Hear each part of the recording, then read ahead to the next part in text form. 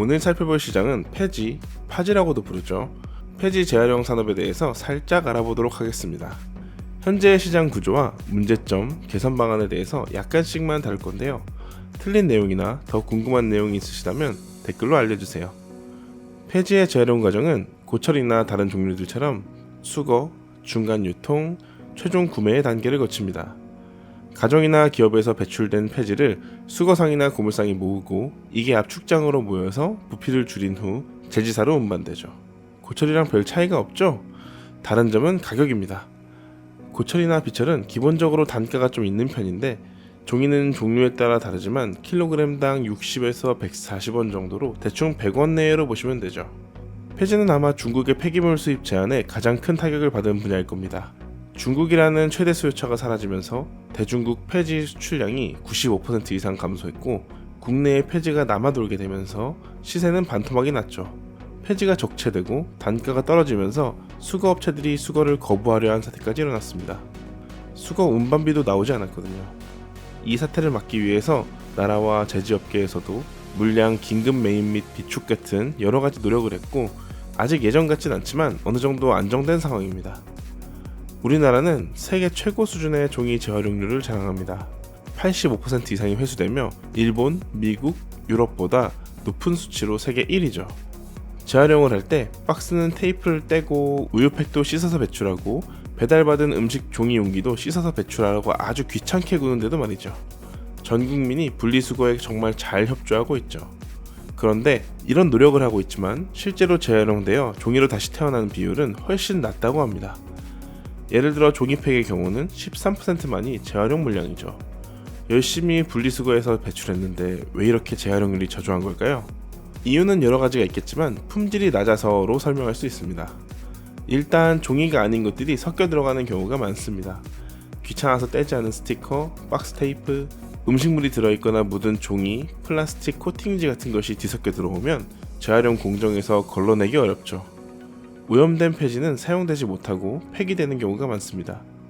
수분 함량도 문제죠. 비에 젖는 경우도 있고 먼지 때문에 뿌리는 물로 일정한 수분 함량이 생기기도 합니다만 폐지를 무게 단위로 거래하다 보니 물을 적셔서 무게를 늘리는 게 관행처럼 되어 왔고 결과적으로 이 수분이 폐지의 섬유질을 손상시키며 곰팡이가 생기기도 하는 등 품질을 낮추고 있죠.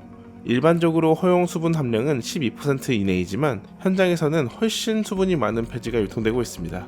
그리고 사실 골판지, 신문지, 우유팩, 그냥 종이 이런 종류들은 서로 섞이면 재활용을 하기가 어렵습니다. 그러나 우리나라는 원칙적으로는 분리 배출이 권장되고 있다곤 하지만 실질적으로는 종이를 구분하지 않고 한 번에 종이류로 배출하기 때문에 품질과 종류가 다른 폐지가 뒤섞여 오게 되죠. 결국 효율이 떨어집니다. 예를 들어 우유팩의 경우 깨끗이 씻지 않고 배출되는 양이 많다 보니 상당량이 보관 중 썩어버려서 일본에서 우유팩을 수입해와 사용할 지경입니다. 결국 종이 회수율은 세계 1위이지만 실제로는 그에 한참 못 미치는 결과가 나오는 거죠. 그럼 다른 나라들은 어떻게 폐지를 활용하고 있을까요? 좋은 모델이 될 수 있는 나라는 영원한 라이벌 일본입니다. 일본에서는 일단 폐지를 폐기물 취급하지 않고 고지, 즉 헌종이라고 부르며 쓰레기가 아닌 자원이라는 인식을 담고 있습니다. 실제로 일본에서는 종이가 폐기물 관리 규정을 적용받지 않습니다. 일본은 종이를 5가지 종류로 세분화해서 골판지, 우유팩, 신문지, 잡지, 기타 종이로 나눠서 배출합니다. 그래서 배출 단계부터 순도가 90%를 넘죠. 우리나라는 제지사가 공급받는 종이조차 10에서 20% 정도라고 하니 재활용의 효율 차이가 크게 나는 겁니다. 결과적으로 일본은 77%의 종이를 실질적으로 재활용하고 있고 남는 200만 톤가량은 수출까지 하고 있습니다. 유럽에서는 종이와 골판지 정도로만 구분하는 편이지만 자동 선별 기술을 활용해서 순도를 높이고 있습니다.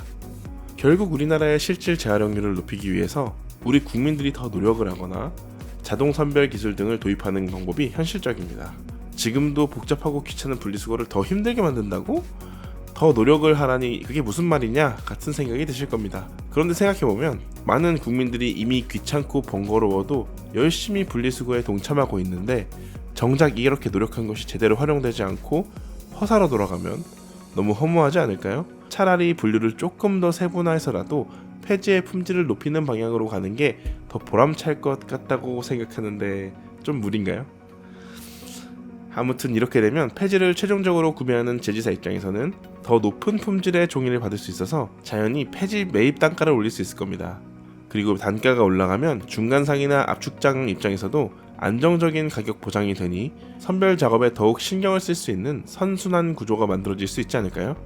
또는 정부가 납품 종이 품질에 따른 인센티브 같은 보조금 제도를 도입해서 선별 작업 비용을 보조하거나 지역 거점별로 자동화 선별 시설을 구축하는 방법, 또는 모든 종류의 종이는 못하더라도 꼭 필요한 폐지 종류만 따로 배출하는 등의 현실적이고 조금 더 간단한 방법이라도 필요할 것 같습니다. 이상 팀 스크랩이었습니다. 시청해주셔서 감사합니다.